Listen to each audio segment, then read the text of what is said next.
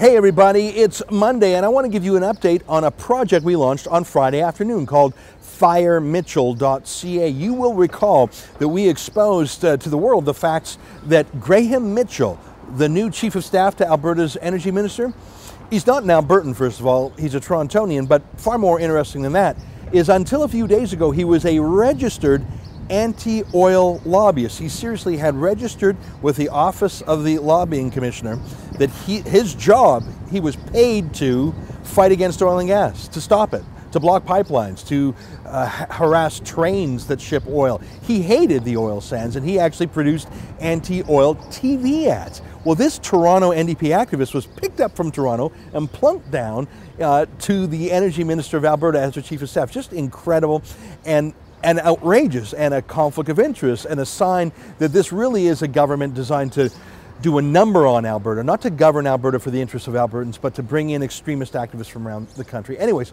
FireMitchell.ca was launched at about 5 p.m. Alberta time on Friday, basically the weekend. But as of a few moments ago when I checked, we have 6,268 people who have signed that petition, and all weekend people were copying me on their emails to the Minister of Energy demanding that she fire Mitchell. It's truly incredible. By the way, the numbers who have signed this petition are comparable after 3 days to the number of people who signed the Boycott Tim's petition nationwide. This has clearly struck a chord with Albertans who see this Graham Mitchell as such an odious figure. I mean, to hire an anti-oil lobbyist as an energy minister, that would be like hiring the president of PETA, People for the Ethical Treatment of Animals, as your agriculture minister, or hiring an anti-car activist to be the CEO of Ford Motor Company. It just makes no sense.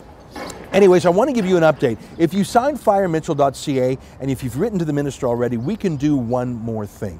We can ratchet the pressure up. I have written a new radio ad which you can hear on FireMitchell.ca, and if you like this ad, and if you think we should keep the pressure up, and if you think we have a chance of actually getting Mitchell fired, go to FireMitchell.ca and chip in 10, 20, 50 bucks, whatever you can, and let's get these ads all over Alberta. We are reaching out to 3 different radio station companies that have stations around the province. I will keep you updated on which ones agree to play the ad. We can do this. We can fire Mitchell and not just get rid of this anti-oil lobbyist, but set a precedent for accountability and transparency in this NDP government that is already desperately lacking in both.